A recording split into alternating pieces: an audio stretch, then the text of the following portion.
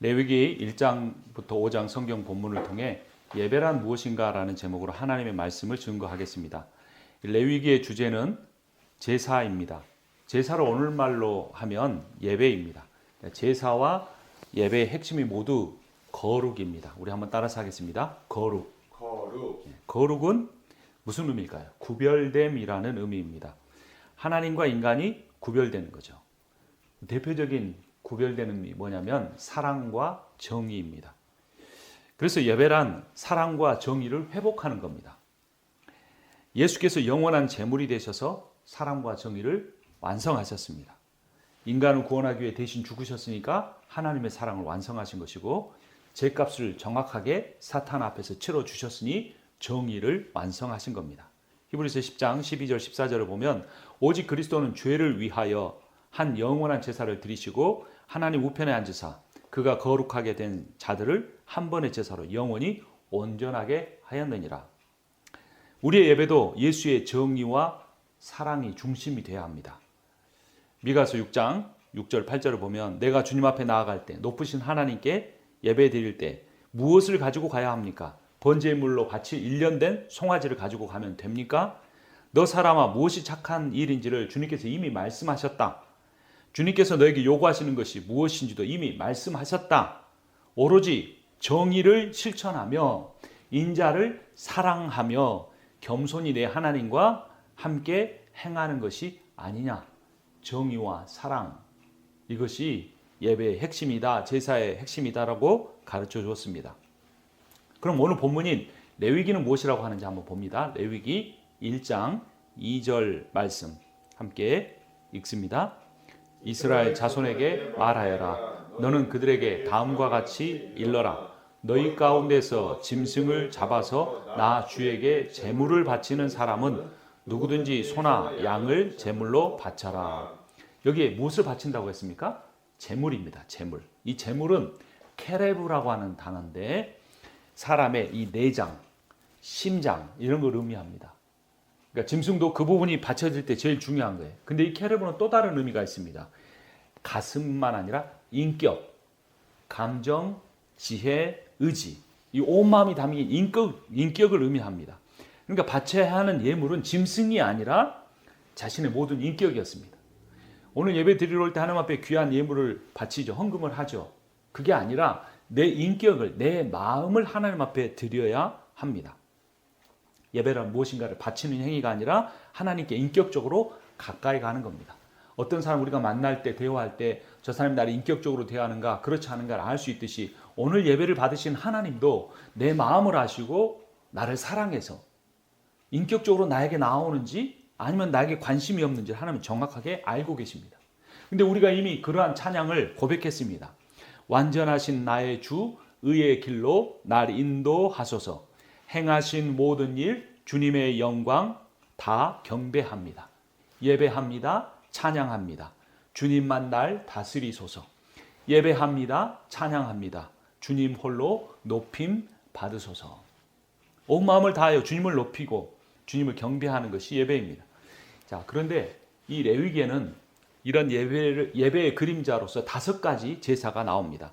번제, 소제, 화목제, 속죄제, 속건제입니다. 복잡하죠? 여러분 혹시 다 외울 수 있습니까? 외울 필요 없습니다. 그 의미를 아는 게 중요한 거죠. 첫 번째 뭐라고요? 번제입니다. 태울 번자. 다 태워서 하나님께 온전히 바치는 제사입니다. 9절. 레위기 1장 9절 같이 읽습니다.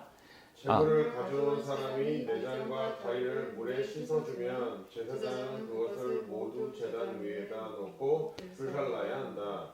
이것이 번제인데 이는 제물을 불에 태워서 그 향기로 나 주를 기쁘게 하는 사물과 바치는 제사이다. 네, 그 앞부분만 보면 제사장이 그것을 모두 제단 위에 놓고 다 불살라야 한다. 이게 강조되고 있어요. 하나님께 전적으로 드리는 온전한 헌신을 의미합니다. 그런데 온전한 헌신 다 불살라라고 하니까 무조건 다 바쳐라. 제일 비싼 걸로 바쳐라. 이런 의미로 오해할 수 있습니다. 그렇지 않습니다. 하나님 우리의 재정적 형편을 아십니다. 우리의 인생의 계획을 알고 계십니다. 재물을 형편에 따라서 소로 바칠 수도 있고 양이나 염소로 바칠 수도 있고 산비둘기나 집비둘기로도 바칠 수가 있습니다. 자, 레위기 1장 다시 갑니다. 3절 제가 읽습니다. 바치는 제물이 소를 번제물로 바치는 것이면 소가 나왔죠. 10절 같이 읽습니다.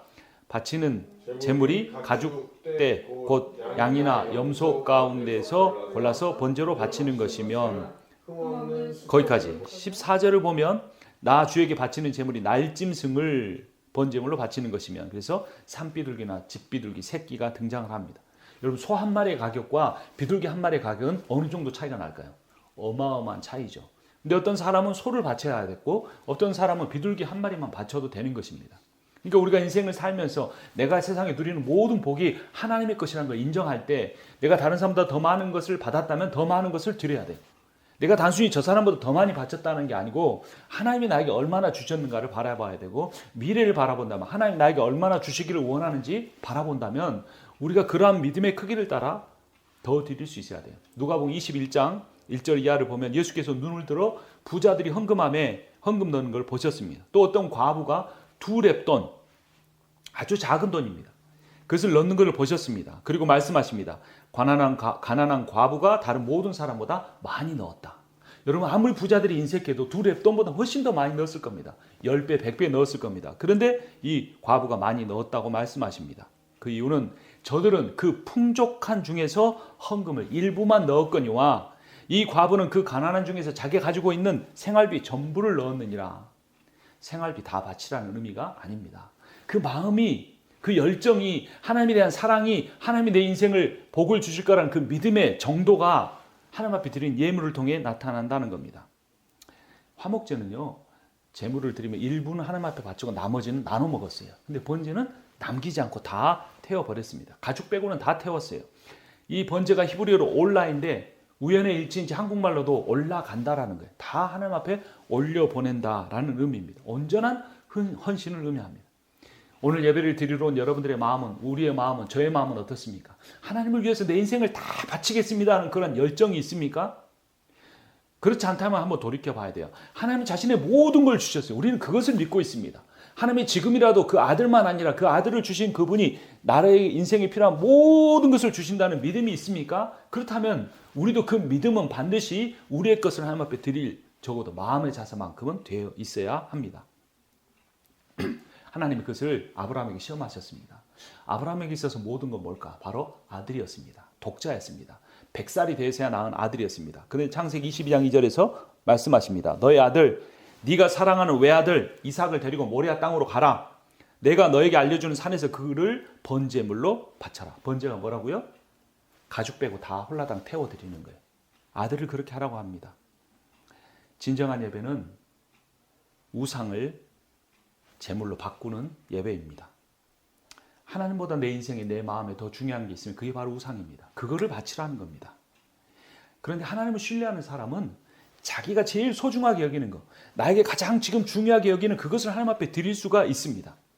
여러분 미국 재무부 장관이 여러분 찾아와서 1년만 당신의 전 재산을 나에게 맡긴다면 1년 뒤에 100배로 돌려주겠다고 약속합니다. 대통령이 사인하는 증서까지 주겠다고 합니다. 대신 전 재산을 맡겨야 합니다. 맡기겠습니까? 맡기지 않겠습니까? 저는 맡기겠습니다. 그러면 전 재산 맡기고 1년 동안 어떻게 삽니까? 뭐 친구 도움을 받든지 부모님 집으로 들어가 살든지 1년만 어떻게든 버티면 돼요. 이것도 저것도 안 되면 홈리스로 살더라도 1년만 내가 홈리스로 살면 100배를 받을 수 있기 때문에 그렇게 안 할 리가 없습니다. 미국이 망하지 않는 이상 받을 수 있기 때문에 그렇습니다. 여러분, 맡김이 믿음입니다. 드림이 믿음입니다. 아브라함도 이삭을 자신의 아들을 번제물로 바치려고 했던 것은 인신 제사를 드리려고 하는 게 아니었어요. 하나님을 신뢰했기 때문입니다. 하나님을 믿었기 때문입니다. 뭘 믿었을까요? 로마 4장 16절 하반절을 보면 아브라함의 믿음에 속한 자에게도 그러하니 아브라함은 우리 모든 사람의 조상이라. 기록된 바 내가 너를 많은 민족의 조상으로 세웠다 하신 것 같으니 그가 믿은 바는 하나님이 죽은 자를 살리시며 없는 것을 있는 것으로 부르시는 이시니라. 그가 100세나 돼 자기 몸이 죽은 것 같고 사라의 태가 죽은 것 같음을 알고도 믿음이 연약하여지지 아니하고. 아브라함은 아들을 태워 바친다는 그 생각보다 하나님이 살려주실 것을 믿었습니다. 왜냐하면 100세나 돼서 더 이상 아들을 낳을 수 없는 나에게 아들을 주셨으니 그 아들을 주신 주님께서 창조주 하나님의 능력을 가지고 계신 그분이 죽은 아들을 부활시킬 수도 있다고 믿었던 겁니다. 여러분, 기독교에 관한 그저 몇 가지 사실을 이해하거나 그것을 받아들였다고 구원받았다고 생각하면 착각입니다. 그렇게 해서 영접 기도를 합니다. 선교지 갈 때 특별히. 그래서 이것이 기독교를 복음에서 멀어지게 한 가장 큰 원인입니다. 진짜 믿음이 있어야 합니다. 교회를 오래 다녀도 몇십 년을 다녀도 직분으로 구원받지 못합니다. 교회를 아무리 많이 섬겨도 지식만으로 구원받지 못합니다. 그러나 교회를 처음 나와도 이 아브라함의 믿음을 가지면 주님을 따르게 되고 그 믿음으로 구원을 받습니다. 그럼 그리스도인이 어떤 의미일까요? 그리스도의 종이라는 의미입니다. 그분의 존재를 인정함만이 아니라 그분을 따르고 그분께 순종하는 사람입니다. 순종이 믿음입니다. 믿으면 순종하게 됩니다. 100배로 주겠다고 하는 그 말하는 사람을 믿으면 그대로 맡기게 됩니다. 바른 믿음의 결과는 순종입니다. 순종이 없는 믿음은 가짜입니다. 가짜 믿음은 구원하지 못합니다. 자, 다시 레위기로 가볼까요? 제사를 드릴 때 헌제자의 역할과 제사장의 역할 중에 뭐가 더 중요할까요? 헌제자란 그냥 일반 성도, 예배 드리러 온 사람입니다. 헌제자가 제물을 끌고 회막문 앞으로 옵니다. 그리고 누가 안수합니까? 4절 같이 읽습니다. 레위기 1장 4절 같이 읽습니다. 제물을 가져온 사람은 번제물의 머리 위에 자기의 손을 얹어야 한다. 거기까지. 누가 안수합니까? 제사장이 아니에요. 헌제자가 합니다. 이 안수는 헌제자와 그 헌제자가 끌고 온 제물이 하나임을 표현합니다. 사냥한 제물을 바칠 수 없었어요. 집에서 2년, 3년 키운 정든 제물을 가지고 옵니다. 거기에 안수할 때 머리에 한 손을 올리는 것은 바로 제물과 자신을 동일시하는 거예요. 아이덴티피케이션. 그 손을 얹는 순간 그 아끼고 사랑했던 그 제물이 자기가 되는 겁니다. 그리고 대속죄일에는 1년에 한 번은 두 손으로 안수했어요. 그때는 죄의 전가, 트랜스퍼가 일어나는 겁니다. 예배란 나를 위해 죽으신, 나를 위해 제물 되신 예수와 하나가 되는 겁니다. 나의 아이덴티피케이션이 예수와 하나가 되는 겁니다. 그리고 예수 그리스도의 의가 나에게 오고 내 죄가 예수 그리스도에게로 가는 것입니다. 갈라디아서 2장 20절을 보면 내가 그리스도와 함께 십자가에 못 박혔나니 그런즉 이제는 내가 사는 것이 아니요 오직 내 안에 그리스도께서 사시는 것이라. 이제 내가 육체 가운데 사는 것은 나를 사랑하사 나를 위하여 자기 자신을 버리신 하나님의 아들을 믿는 믿음 안에서 사는 것. 믿음 안에서 사는 것이 뭐냐면 그리스도와 함께 죽고 그리스도와 함께 다시 사는 것입니다. 제물은 누가 잡았을까요? 1장 5절 제사장이 잡았을까요? 헌제자가 잡았을까요? 1장 5절 같이 읽습니다. 그런 다음에 제물을 가져온 사람은 거기 주 앞에서 그 숫송아지를 잡아야 하고 거기까지 봅니다. 숫송아지 잡는다는 게 홀드한다는 의미가 아닙니다. 영어 성경 나중에 찾아보세요. kill입니다. kill. 칼로 짐승의 동맥을 끊어 도살한다라는 의미입니다. 도살해서 끝나지 않습니다. 가죽을 벗깁니다. 각을 뜹니다. 오감을 사용하는 예배가 되었습니다. 첫 번째, 짐승의 피를, 붉은 피를 시각적으로 봐야 했습니다. 죽어가는 짐승의 비명소리를 귀의 청각으로 들어야 했습니다. 짐승의 피비린내를 후각으로 맡아야 했습니다. 짐승의 가죽을 벗기고 온몸을 절단하는 과정이 손의 촉각으로 느끼는 오감의 예배였습니다. 그러니까 여러분, 구약시대 때 레위기 시대의 예배는 제사장이 아니라 성도가 예배의 주체였어요. 현대교회에서는 몇몇 사역자가 다 해버립니다. 철저하게 만들어 놓고 그 프로시저대로 합니다. 그럼 성도는 청중, 듣는 사람이나 눈으로 보는 시청자가 되고 말았습니다. 여러분, 예배는 보는 것이 아닙니다. 드리는 겁니다. 무엇보다 자기의 마음을 하나님 앞에, 인격을 하나님 앞에 드리는 겁니다. 그런데 요즘은요, 하나님께 서비스를 드리는 게 아니라 종교인들에 의해 종교 서비스를 받는 시간이 되고 말았습니다. 예배 시간 설교 은혜 받으려고 오는 것이 아닙니다. 은혜를 주시고 안 주시고는 하나님의 주권이에요. 하나님이 주시지 않으면 아무리 사람이 노력해도 은혜 받을 수 없습니다. 은혜 받기 위해서 오는 게 아니에요. 자기 자신을 드리러 가는 겁니다. 예배를 보려고 하지 말고, 예배를 드리려고 하지 말고 예배를 드리십시오. 예배에 직접 참여하십시오. 구약의 제물을 바치는 것보다 우리는 그 하나님의 아들이 십자가 못 박히신 그 은혜의 의지에 예배 드리지 않습니까? 그러면 우리는 가슴이 뛰어야 하고 두려워야 하고 하나님을 경외하는 마음으로 가득 차 예배를 드려야 합니다. 자신 대신 죽어가는 짐승을 보고 듣고 만지고 냄새 맡았던 그 예배 현장으로 우리가 들어가 봐야 합니다. 그걸 통해서 헌제자는 뭘 느꼈을까요? 아, 죄란 이렇게 심각한 것이구나. 죄란 그냥 없어지는 게 아니구나.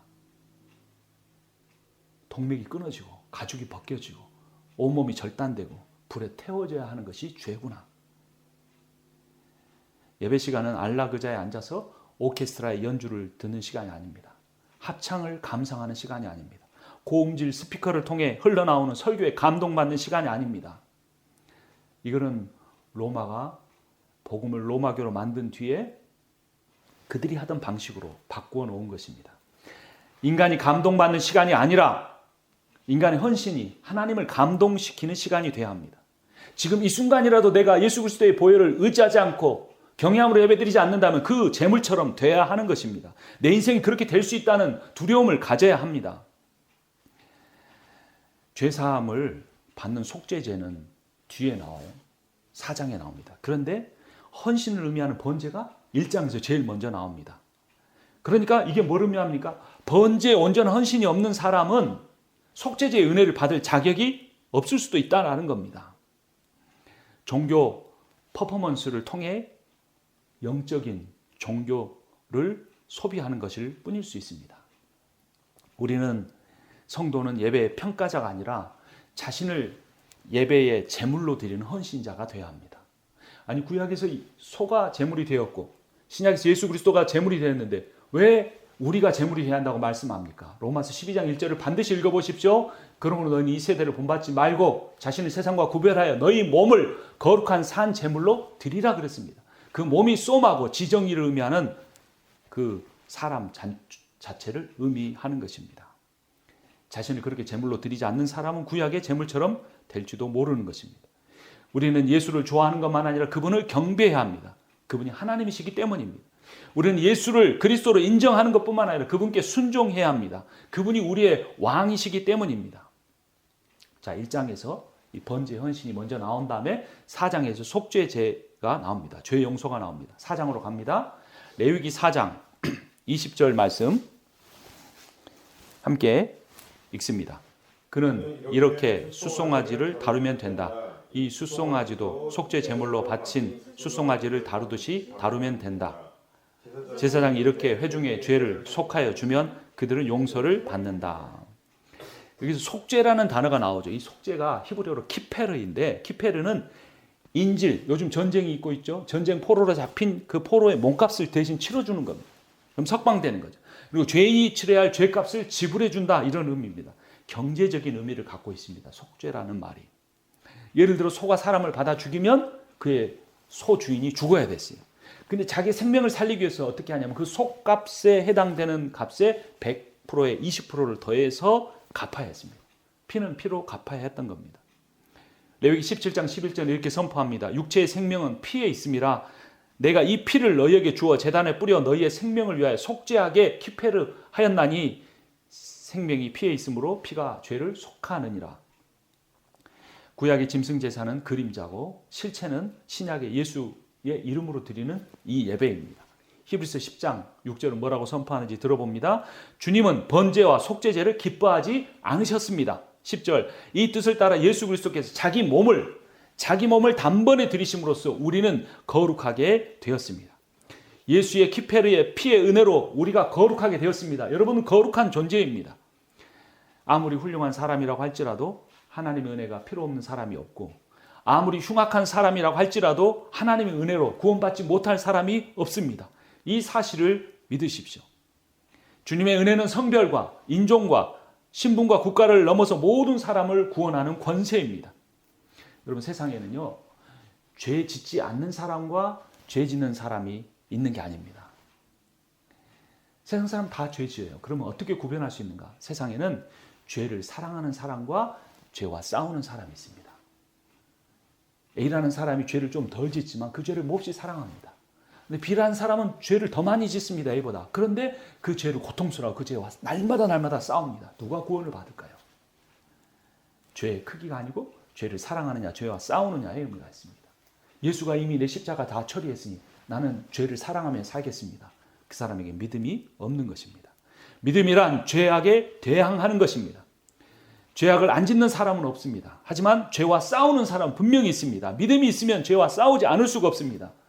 근데 여러분, 자기 편과는 안 싸우는 법이에요. 예수의 편이 아니고 세상 편에 여전히 있기 때문에 하나님이 가장 싫어하시는 죄를 짓고도 고통이 없어요. 싸워야 될 이유가 없어요. 인생의 고민이 죄 문제가 아니고 다른 거예요. 예수의 피는 그런 사람을 위해서 흘려진 것이 아닙니다. 죄 짓지 않아야 한다는 것이 아니고 내가 짓고 있는 죄 때문에 가슴 아파하고 예배 드리러 오기 위해서 정말 두렵고 떨리는 마음으로 철저하게 자신을 돌아보며 주님 앞에 나오는 겁니다. 그리고 예배가 끝나고 나가면 내가 다시는 이 죄에 넘어지지 않으리라 결단을 가지고 예수의 복음의 능력을 힘입어서 나가는 것이 진정한 예배자의 모습입니다. 사람의 죄로 인하여 구약시대 때 짐승이 비참하게 죽었고 우리의 죄로 인하여 예수 그리스도께서 십자가에서 비참하게 죽으셨습니다. 사람의 죄의 비참함의 깊이는 세상의 다른 어떤 것보다 더 깊습니다. 그런데 우리의 소망은 하나님의 은혜의 크기가 우리의 비참함의 깊이를 덮고도 충분히 남는다는 겁니다. 이것이 복음입니다. 그래서 죄와 싸워서 정말 고통스러운 삶을 살았던 사람은 이 은혜를 생각할 때마다 하나님 아버지 앞에 예배 드리러 나올 때마다 그 마음에 감격이 있고 눈물이 흐르고 감사와 찬양이 우러날 수밖에 없는 겁니다. 왜냐하면 죄와 싸웠기 때문에 이 내가 싸웠던 이 죄를 위하여 십자가 죽으셨던 예수 그리스도의 은혜가 너무나 커서 감동받을 수밖에 없는 겁니다. 설교의 은혜 받는 것이 아니라 복음의 은혜를 받는 것입니다. 믿음은 주님의 은혜가 우리의 죄악을 이김을 깨닫고 아버지 집으로 옮겨오는 겁니다. 내 마음을 하나님 앞에 드리는 겁니다. 하나님 나라는 사람의 자격이 아닌 회개로, 하나님의 율법이 아닌 하나님의 은혜로서 들어가는 겁니다. 그러나 그 은혜의 가치를 알고 그 은혜를 자신의 삶의 전부로 받아들이는 사람만이 그 은혜의 힘으로 들어갈 수가 있습니다. 그것을 회개라고 합니다. 마태복음 4장 17절, 이때부터 예수께서 비로소 전파하여 이르시되 회개하라, 회개하라, 돌이켜라, 너의 마음의 중심을 세상에서 하나님 나라로 돌이켜라, 천국이 가까이 왔느니라, 이렇게 선포하셨습니다. 1장의 번제가 끝나면 2장의 소제가 나옵니다. 3장의 화목제가 나오고 우리가 속죄제는 이미 봤죠. 마지막 5장의 속건제가 나옵니다. 먼저 소제를 다시 한번 보겠습니다. 2장 2절 말씀 우리 함께 읽겠습니다. 레위기 2장 2절입니다. 그가 그 제물을 아론의 혈통을 이어받은 제사장들에게 가져오며 제사장은 기름으로 반죽한 밀가루에서는 가루 한 줌을 걷고 향은 다 거두어서 그 제물을 모두 바치는 정성의 표시로 제단 위에 올려놓고 불살라야 한다. 이것이 제물을 불에 태워서 그 향기로 나 주를 기쁘게 하는 살라 바치는 제사이다. 중간에 뒷부분에 정성의 표시라는 단어가 있어요. 이게 개역 개정판에서 우리가 세 번역으로 읽었죠. 개역 개정판에서는 이 기념물이라고 되어 있어요. 여기 해당되는 히브리어가 아즈카라인데 왕이신 하나님께 베풀어 주신 복에 대한 감사라는 의미예요. 감사. 그리고 백성으로서 충성하겠다는 의지의 표현이었어요. 그러니까 감사와 충성. 이것이 이 소제라는 단어의 의미고 이 기념물이라는 단어의 의미예요. 우리가 볶은 곡식에다가 유향을 뿌리고 기름을 뿌렸어요. 이 유향과 기름은 기쁨을 상징했어요. 그래서 예배의 핵심은 뭐냐면 감사와 충성과 기쁨이에요. 여러분 안에 기쁨이 있습니까? 그리스도의 복음이 나를 모든 죄의 그 형벌로부터 해방했다. 얼마나 기쁜 일입니까? 매일매일 찬양에도 기쁨, 계속해서 우리에게 기쁨을 주는 일이지만 적어도 우리가 함께 신앙 공동체를 모여드리는 이 일주일에 한 번의 예배에서는 이 복음의 기쁨 우리 가운데 충만해야 하는 것입니다. 이사야 61장 3절은 이렇게 선포합니다. 무릇 시온에서 슬퍼하는 자에게 화관을 주어 그 죄를 대신하여 기쁨의 기름으로 그 슬픔을 대신하며 찬송의 옷으로 그 근심을 대신하고 그들의 의의 나무 곧 여호와께서 심으신 그 영광을 나타낼 자라 일컬음을 받게 하려 하심이라. 기쁨의 기름, 그 기름이 소제 위에 뿌려졌습니다. 3장에는 화목제가 나옵니다. 화목제는 죄로 인해 막혔던 하나님과 사람과의 관계가 다시 회복되는 것을 의미합니다. 3장 1절입니다. 레위기 3장 1절 말씀 함께 읽습니다. 화목제사 제물을 바치는 사람이 소를 잡아서 바칠 때에는 누구든지 수컷이나 암컷이거나 흠이 없는 것을 골라서 주 앞에 바쳐야 한다. 제일 좋은 부위는 기름이었는데 그 기름은 하나님 앞에 다 불살라 바쳐드립니다. 그리고 맛이 없는 딱딱한 그 부위를 나누어 먹었습니다. 16절 말씀 3장 16절 같이 읽습니다. 그러면 제사장이 그것들을 제단으로 가져가서 나 주에게 살라 바치는 음식 제물로 바칠 것이다. 이것이 제물을 불에 태워서 그 향기로 나 주를 기쁘게 하는 살라 바치는 제사이다. 기름기는 다 나 주에게 바쳐야 한다. 요즘은 값싼 기름이 많아서 기름기가 안 좋다고 생각하는데요. 옛날 이렇게 정성 들여 키운 짐승의 기름은 온갖 영양소를 다 가지고 있었습니다. 사람을 건강하게 만드는 것이었어요. 그것을 하나님께 바쳐 드렸습니다. 이렇게 바치고 남은 고기를 나눠 먹으면서 하나님과 화목된 사람들이 사람과의 관계도 화목하게 되었어요. 이 화목 제물이라고 하는 단어가 쉘라밈인데 이 쉘라밈은 샬롬이라는 단어에서 나왔어요. 단순히 어떤 다툼이나 전쟁이 없는, 갈등이 없는 상태를 의미하는 것이 아닙니다. 하나님의 온전한 통치로 말미암아 참 기쁨과 평화를 누리는 상태를 의미합니다. 샬롬은 사람의 상황이나 조건이 아니라 하나님과의 관계와 신뢰에서 나옵니다. 이 샬롬의 최종적인 상태가 무엇이냐면 식탁 교제입니다. 식탁에서 함께 먹고 마시는 겁니다. 시편 23편 5절을 보면 주께서 내 원수의 목전에서 내게 밥상을 차려주시고 기름을 내 머리에 부으셨으니 내 잔이 넘치나이다. 예수 그리스도는 제자들과 마지막 만찬을 나누시면서 이렇게 말씀하셨습니다. 내 살을 먹고 내 피를 마시는 자는 영생을 가졌고 마지막 날에 내가 그를 다시 살리리니 내 살을 먹고 내 피를 마시는 자는 내 안에 거하고 나도 그의 안에 거하나니. 예수 그리스도의 살과 피를 먹고 마심으로써 우리는 하나님과의 관계가 회복되었습니다. 하나님과의 관계가 원수되었는데 십자가로 예수 그리스도의 십자가의 화목제물 되심으로 회복이 되었습니다. 단순히 식사가 아니라 하나님과의 교제는 제물과 생명과 삶과 구원을 나누는 것이고 그러한 식탁 교제가 회복된 것이 바로 교회 공동체입니다. 우리는 이 교회 공동체를 통하여 함께 먹고 마심으로써 예배 드리는 것만 아니라 식탁 교제를 통해서 하나님의 사랑을 나눌 수가 있는 겁니다. 우리를 하나님과 원수된 관계에서 화목하게 하신 예수 그리스도로 말미암아 우리는 하나님의 사랑을 받아 누리게 되었고 이 사랑은 모든 것을 이기게 합니다. 로마서 8장 37절 이하가 분명하게 선포합니다. 그러나 이 모든 일에 우리를 사랑하시는 이로 말미암아 우리가 넉넉히 이기느니라. 현재 일이나 장래 일이나 능력이나 높음이나 기쁨이나 다른 어떤 피조물이라도 우리를 우리 주 그리스도 예수 안에 있는 하나님의 사랑에서 끊을 수 없느니라.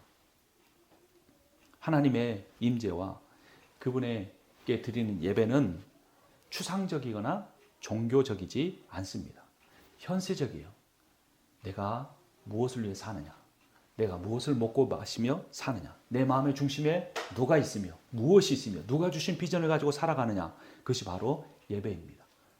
그 예배의 한 모습을 예수 그리스도께서 요한계시록에서 요한에게 나타나 이렇게 말씀하셨습니다. 요한계시록 3장 20절을 보면 볼지어다 내가 문 밖에 서서 두드리노니 누구든지 내 음성을 듣고 문을 열면 내가 그에게로 들어가 그와 더불어 먹고 그는 나와 더불어 먹으리라. 이것이 화목 재완성입니다. 여러분 지난 한 주 동안 예수님과 얼마나 먹고 마셨습니까? 어떤 큐티를 한다든가 기도 시간을 갖는 종교적 행위를 의미하는 게 아닙니다. 내 마음의 중심에 누가 계셨느냐라는 것입니다. 나를 살게 하는 원동력과 힘이 복음이었는가 아니면 다른 어떤 것이었는가를 묻는 것입니다. 장차 완성될 하나님의 나라나 우리가 지금 이루어 가야 할 하나님 나라 모두 다 먹고 마시는 기쁨이 가득한 곳이 돼야 합니다. 교회는 당회하는 것이 아닙니다. 교회는 재직해 하는 것이 그런 종교단체가 아닙니다. 교회는 함께 먹고 마시고 함께 울고 함께 웃는 가족이 돼야 하는 것입니다.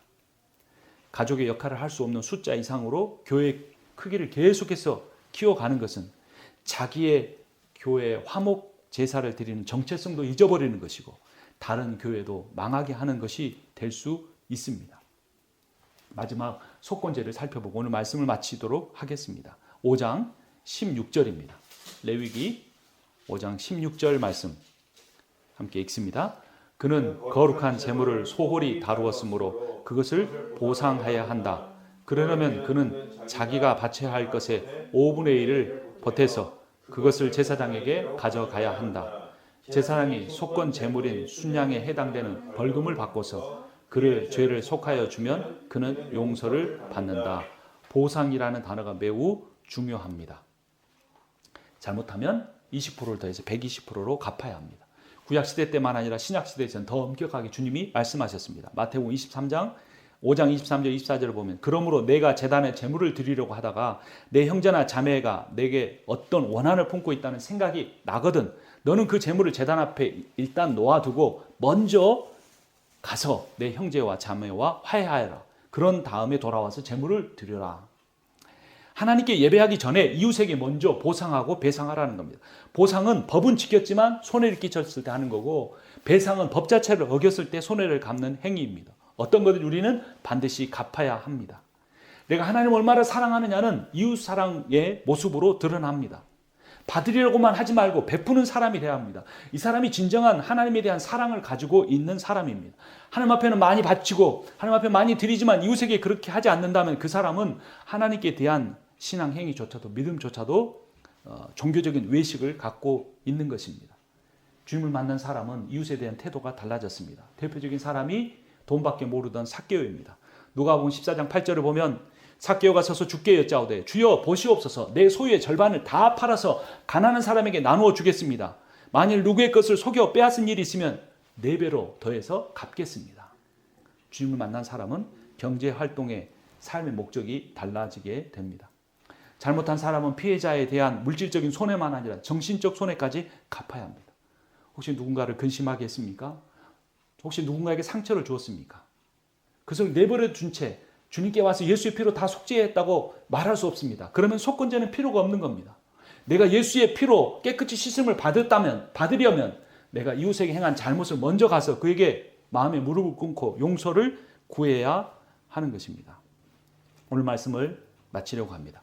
번제를 통해 하나님께 죄사함을 받고 온전한 헌신을 결단한 사람이 소제를 통해 하나님께 충성을 서약하고 감사를 표시하게 됩니다. 화목제를 통해 사랑과의 관계를 회복하고 일상과 밥상의 공동체를 교회 안에 이루어내고 속죄제를 통해 자신의 삶에서 부정을 몰아내게 죄와 피 흘리기까지 싸우며 성결을 유지하려고 하고 속건제를 통해 이웃과의 관계에서 겸손하고 적어도 상식적이며 손해를 끼치면 반드시 배상하고 보상하며 살아가게 됩니다. 이 모든 구약의 5 제사는 예수 그리스도를 통해 완성이 되었습니다. 이런 삶을 살아간다는 것은 참 쉽지 않은 일입니다. 그렇기 때문에 우리는 두렵고 떨림으로 우리의 구원을 이루어 가야 합니다. 여러분, 우리 안에는 어두움이 있습니다. 근데 우리에게는 그 어둠을 빛으로 만들 능력이 없습니다. 어둠을 빛으로 만들려고 하지 말고 그 어둠을 버리고 빛으로 나오면 됩니다. 자기의 노력으로 바꾸려고 하지 말고 자신을 십자가에 못 박아 버리라는 겁니다. 복음은 사람이 무엇을 해야 한다는 것이 아니고 하나님께서 예수를 통해 온전히 다 이루셨다는 겁니다. 그러니까 세상 것을 내려놓고 예수 안에 들어오면 주님이 하십니다. 주님이 하셨고 주님이 하고 계시며 주님이 하실 겁니다. 구약의 제사가 말하는 성화는 인간이 점점 더 거룩해져야 한다는 종교적 계율이 아니고 인간이 죽으면 죽기를 결단한 그때부터 예수가 그 사람 안에서 역사하기 시작하신다는 겁니다. 우리가 종교적 성화 노력을 하지만 항상 실패하는 이유는 내가 하려고 하기 때문입니다. 죽어야 할 나를 살리려고 하기 때문입니다. 아무것도 하려고 하지 마십시오. 예수 그리스도를 통해 베푸신 속죄제물 대신 화목제물 대신 예수를 그냥 믿으면 됩니다. 단지 가짜로 믿지 않고 진심과 전심으로 믿으면 됩니다. 주님께 자신의 목숨을 자신의 모든 소유를 맡길 정도로 진짜 믿어가기를 원합니다. 주님의 사랑을 온전히 신뢰하는 우리가 될 때 그렇게 맡기는 삶을 살아갈 수 있게 될 것입니다. 그리고 그렇게 맡기는 삶을 살아갈 때 우리에게 나타나는 특징은 자신만을 위해 살아가는 것이 아니라 이웃을 긍휼히 여기고 그들을 사랑하고 섬기며 그들에게 복음을 전하기 위한 삶을 살아가게 됩니다. 기도하겠습니다.